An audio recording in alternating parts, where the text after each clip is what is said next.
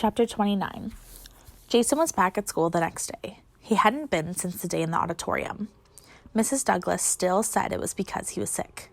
I felt bad and was kind of worried about him, and now seeing him in his seat, glaring at me and snickering with some of the other kids, I saw that he was perfectly all right. He just had a bad case of the I hate Mia's. Slowly, I walked over to my desk and took a seat beside him. He and his friends stopped talking, but I could feel their eyeballs on me. I could feel them sinking into my pants.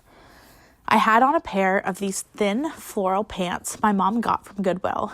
I'll admit it, they looked a lot like pajama pants, but they were $6.99 for a bundle of 6, and you couldn't beat that. What a deal, my mom had squealed in the store when we spotted them. Your mom has the best shopping eyes. She had seemed so proud and so happy.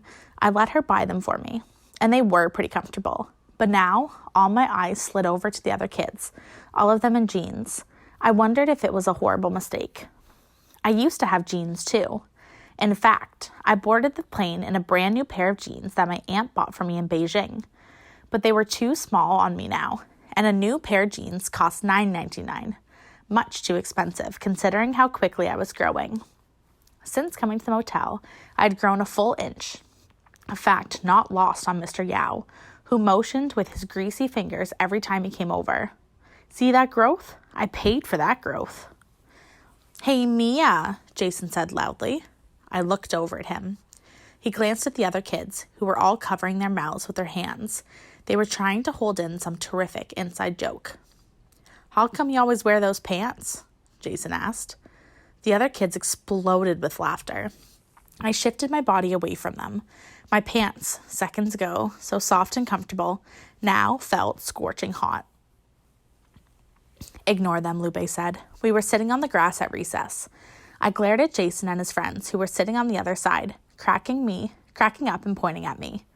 He'll get bored and move on to someone else, Lupe said. Somehow I doubted that. And not 5 seconds later, Jason yelled at us from across the playground. Has she not heard of jeans? Jason hollered to thunderous laughter. That's it. I couldn't take it anymore. I got up, only to be pulled back down by Lupe. Ignore them, she repeated. She was being very calm about the whole thing. Annoyingly calm, if you ask me. If my cousin Shen were here, he'd be over there in 2 seconds. Back in China, if anybody picked on me at school, he would go up to them and give them a piece of his mind. He didn't care who it was, even if it was his best friend, a fidgety kid with glasses named Mo. Mo always liked to go up to me and pull on my ponytail, and one time he pulled too hard and I cried. Shen told Mo if he ever did that again, he'd pull his ear down to his butt. Mo kept his fingers to himself after that.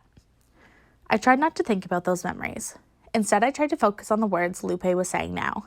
She was telling me about her grandmother in Mexico and how she was sick, so her mom was sending money home. That's why money was tight for their family. I nodded as I listened, trying hard not to look down, because despite everything she was saying, Lupe was still wearing jeans.